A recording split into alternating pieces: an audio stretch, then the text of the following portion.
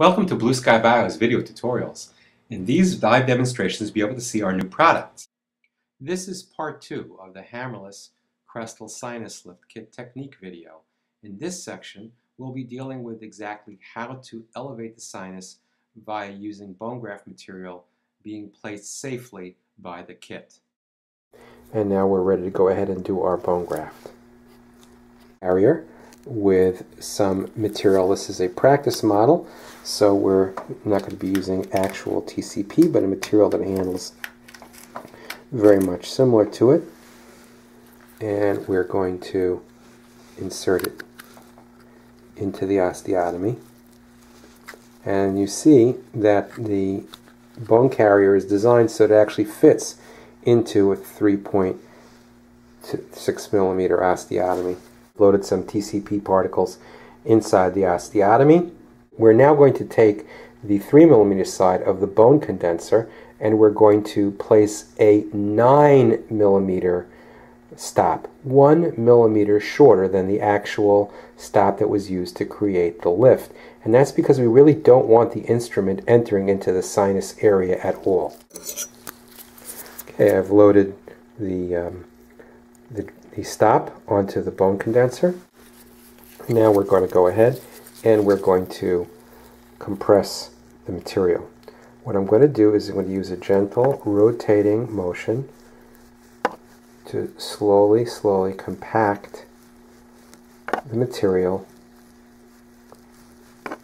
and elevate the sinus by forcing the TCP up inside slowly but surely.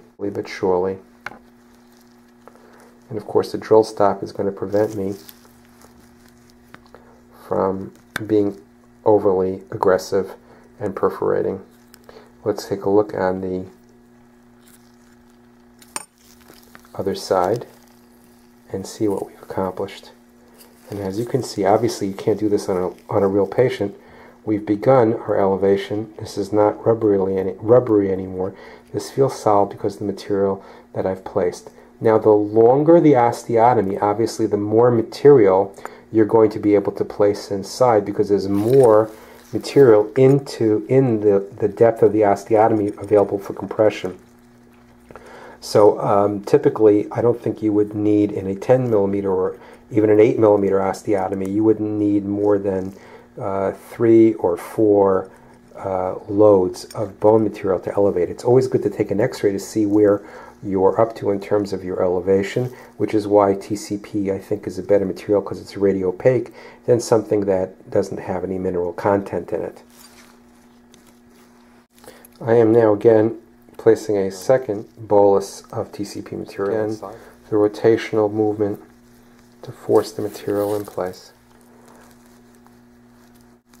Okay, we're all the way down. Probably 2 bolus of this is more than enough for our implant placement. And here we see the lift that's available.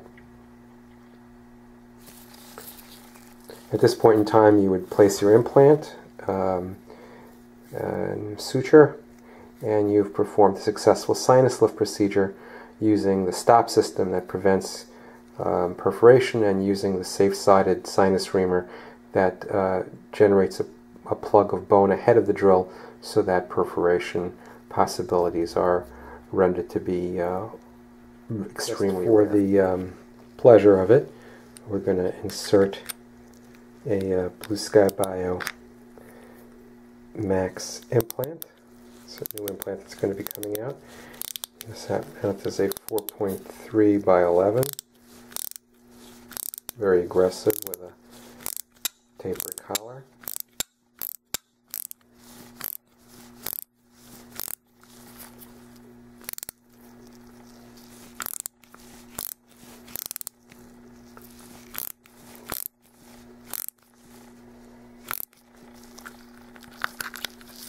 And there we go. Let's take a look at the underside. And it would be called a very nice, successful Crestal sinus lift.